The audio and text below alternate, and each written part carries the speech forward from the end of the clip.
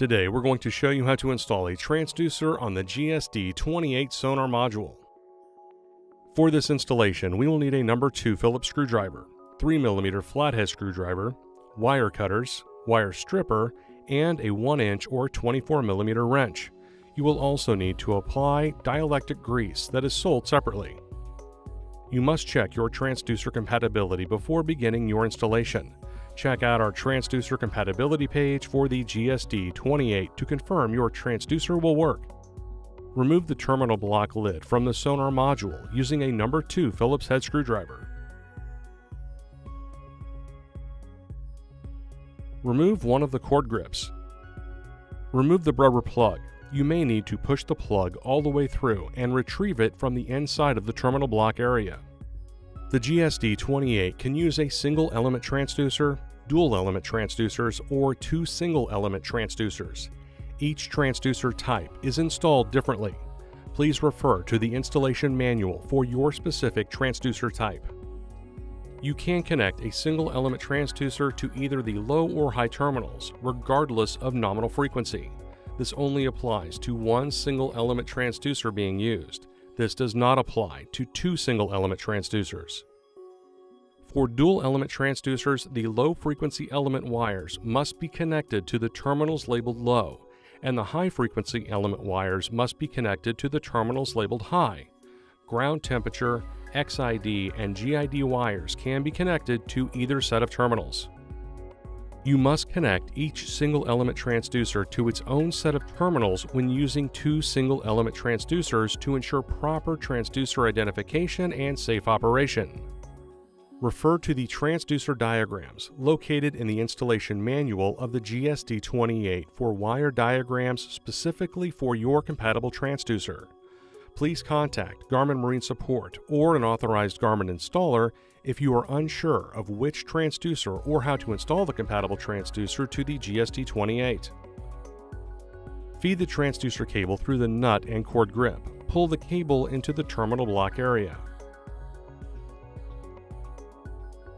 Cut the transducer cable as close to the connector as possible if your transducer has one, before feeding through the cord grip. Then use a wire stripper to remove 3.5 inches of the outer cable jacket and foil shield.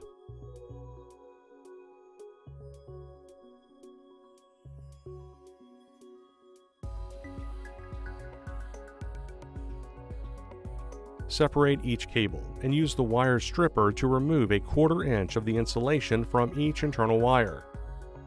Connect the uninsulated section of each wire to the corresponding terminal block using a 3mm flathead screwdriver. You may need to connect the transducer to one of the 2 ground posts under the terminal block using a number 2 Phillips screwdriver if the transducer has a separate outer shield bare wire. Then secure the terminal box lid using the number 2 screwdriver. Secure the nut back onto the cord grips.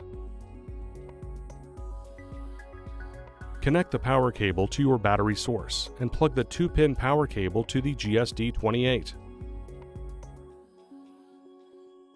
The GSD 28 is compatible with both Garmin BlueNet and legacy Garmin Marine Network devices. A GPS Map 9000 series chart plotter will require the included BlueNet cable to connect the GSD 28. The Garmin BlueNet chart plotter uses the BlueNet 30 gateway to connect to other Garmin legacy devices. The GSD 28 can be connected to the Garmin BlueNet device or the legacy Garmin Network device using the included adapter cable. Routing your Sonar Module to your legacy device does not impact the performance. Boats with only legacy Garmin Marine Network devices must use the included adapter cable to connect the GSD 28 to your network. The Sonar Module turns on when the chart plotter is turned on. The status LED on the Sonar Module indicates its operational status. Refer to the installation manual for status LED codes.